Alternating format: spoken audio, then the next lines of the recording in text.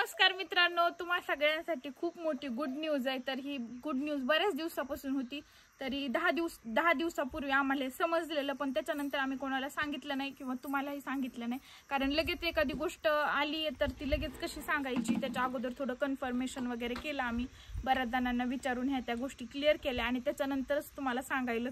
आणि खूप खूप खुशीची गोष्ट आहे आणि खूप मोठी गोष्ट आहे ही माझ्यासाठी तरी।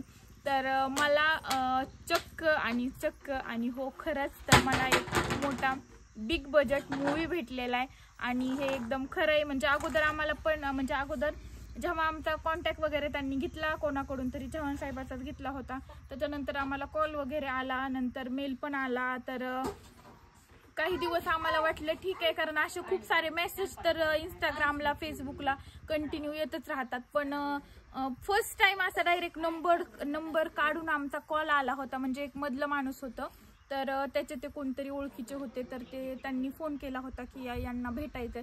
आता मी तुम्हाला सगळं एवढं क्लिअर नाही सांगू शकत किंवा नाव वगैरे, जेव्हा सगळ्या गोष्टी क्लिअर होतील आम्ही समोरासमोर भेटतो। तर लवकरच आम्हाला मुंबईला जायचंय, तर तेच प्लॅनिंग सुरू आहे, कधी काय हे आणखीन पण नव्हतं सांगायचं जोपर्यंत आम्ही एकदा जाऊन समोरासमोर भेटत नाहीत, बोलत नाही त्या गोष्टीवरती काय आहे कसं आहे काय। म्हणजे तसं आम्हाला थोडीफार इन्फॉर्मेशन भेटली आहे, कुठे शूट होणार आहे, कसा मूवी असणार आहे किंवा कोण कोण असणार आहे त्याच्यामध्ये, म्हणजे आणखीन कोणी सोबतचे आहेत तर त्यांचा आम्हाला आणखीन कॉन्टॅक्ट वगैरे भेटलेला नाही। साताऱ्यामध्ये वाईला शूटिंग आहे। हां, तर पण आम्हाला अगोदर भेटायला त्यांनी मुंबईला बोलवले। म्हणजे आम्हीच म्हणलो की आम्हाला एकदा भेटायचंय, कारण आता विश्वास ठेवणं खूपच अवघड आहे सध्याच्या सिच्युएशनला कोणावर पण। तर त्याच्यामुळं अगोदर म्हणजे 10 दिवसापूर्वी ही गोष्ट कळेल तेव्हापासून आमची सर्चिंग सुरूच आहे, हे आहे का किंवा त्यांच्या फॉलोईंगमध्ये हे ते नाव वगैरे आम्हाला माहिती आहे त्यांचं नाव, पण आता आम्ही असं व्हिडिओ थ्रू कसं सांगणार डायरेक्ट, त्याच्यामुळं नाव नाही शेअर करत। तर आपण पप्पाला विचारू रिॲक्शन त्यांना कसं वाटतं। मला तर खूप भारी वाटते आणि जर हे म्हणजे माझी ॲक्टिंग कशी आवडली काय माहिती मला, म्हणजे ॲक्टिंगच म्हणता येईल।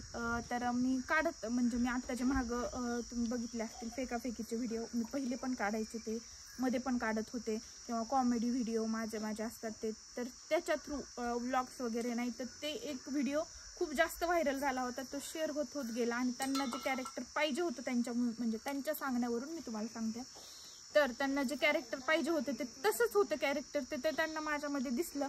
कारण इथं काय मला काय हिरोईनचा एखाद्या मॉडेलचा वगैरे काही रोल नाहीये, पण त्या मूवीमध्ये एक छोटं कॅरेक्टर असलं तरी ते खूप भारी आहे। त्याच्यामुळे तुम्ही म्हणता काय तू काही लई सुंदर आहेस का दिसायला, तर ते सुंदरतेचा प्रश्न नाही, हिरोईनच फक्त सुंदर असते।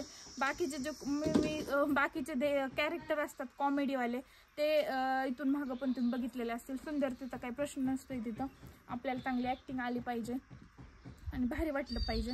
तर खूप जास्त मला भारी वाटतंय, तर तुमच्या सगळ्यांच्या कृपेमुळे झालेलं एवढं सगळं। माझं स्वप्न पण पाहण्याच्या तिथपर्यंत लायकी नाहीये माझी, की माझं स्वप्न आहे ते पिक्चरमध्ये काम करण्याचं, असं पण काही नाहीये, पण ते हे होताच तुमच्या सगळ्यांमुळे ते पूर्ण होते। तर खरंच थँक्यू सो मच, मनापासून खूप खूप खूप जास्त आभारी आहे मी तुमच्या सगळ्यांची।